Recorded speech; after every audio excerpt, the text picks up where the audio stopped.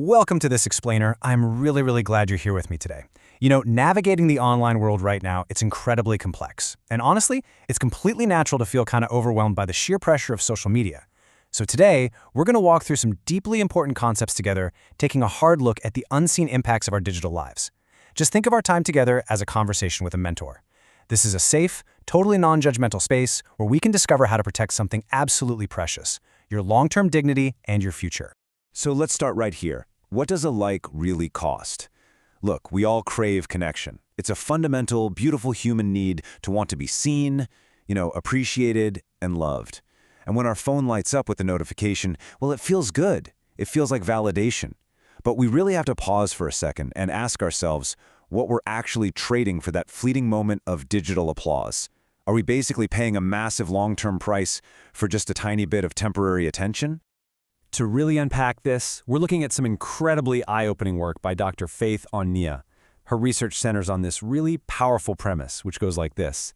Every day, millions of posts appear on social media. Some seek connection, others trade in exposure. Okay, let's dive into this. We're going to explore exactly how this trade-off happens, why it happens in the first place, and most importantly, how we can actually take back control together. Section 1. The illusion of online attention.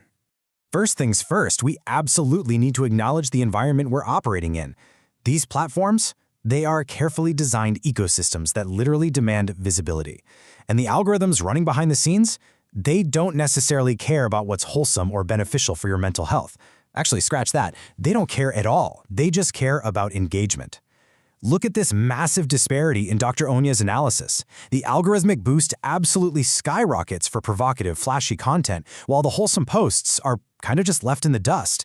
The attention economy tricks us into believing that more exposure equals more personal worth. And for some young folks, especially where economic opportunities are scarce, this algorithmic boost creates a really dangerous illusion. It makes highly revealing content look like a necessary shortcut to financial stability, but it is an illusion. Moving on to Section 2, why we chase the likes. People usually don't just wake up and start posting provocative content out of nowhere. Dr. Oniya's work highlights that this often stems from profound emotional roots. We're talking intense loneliness, maybe the painful aftermath of a breakup, or just struggling with low self-esteem. When we're hurting, we naturally reach out for a quick boost, but there is a super stark contrast between a temporary fix and reality.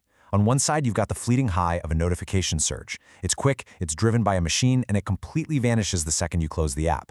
On the other side, the grounded reality of lasting self-worth that is built offline through genuine community, deep personal relationships, and a really strong sense of internal value. You absolutely deserve the kind of worth that stays with you even when the power goes out.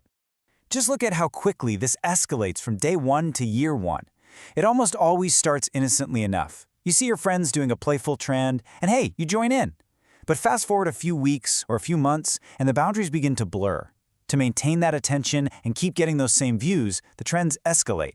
You might find yourself participating in risky digital displays, not because you originally wanted to, no way, but simply because the culture normalizes it. It's this giant snowball effect of peer pressure. Section 3, your permanent digital footprint. Now, as a mentor to you right now, I really need you to understand the absolute permanence of the internet.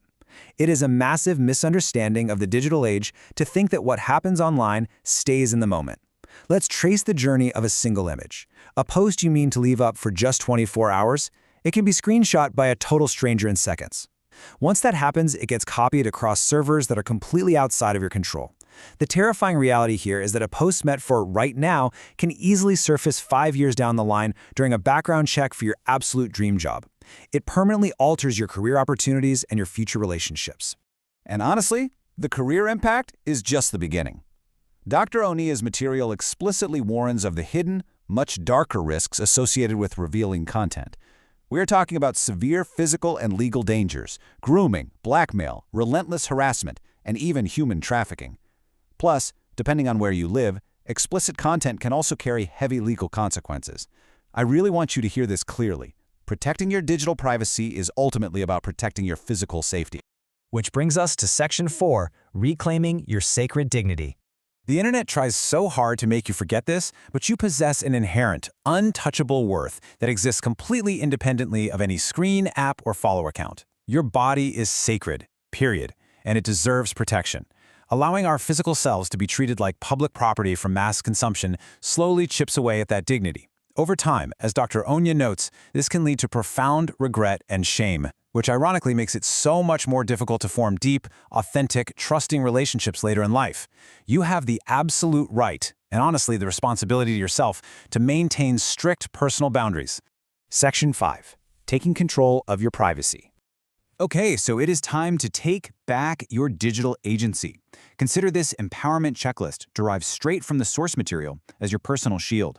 Number 1, audit your accounts. Just look back through your history with fresh eyes. Number 2, slow down before posting. Ask yourself why you're sharing something. Number 3, actively work to build your identity offline through hobbies and real-world skills. And number 4, find accountability. Please don't try to navigate this massive digital landscape entirely alone. Let's get even more tactical with your privacy for a second. Go into your settings right now and tighten those controls across popular platforms. Switch your TikTok to private, limit your Instagram stories to close friends, and proactively remove any risky or revealing content from your feeds. And before posting anything moving forward, use this brilliant, simple filter from Dr. Oniya. Ask yourself, would I be proud to show this to my future spouse, and would I comfortably show this to my future employer? Holding back and guarding access to your life, that builds serious long-term respect. As you make these changes, seek out a real-world community. The source material emphasizes the absolute vital importance of having supportive, real-life mentors for guidance.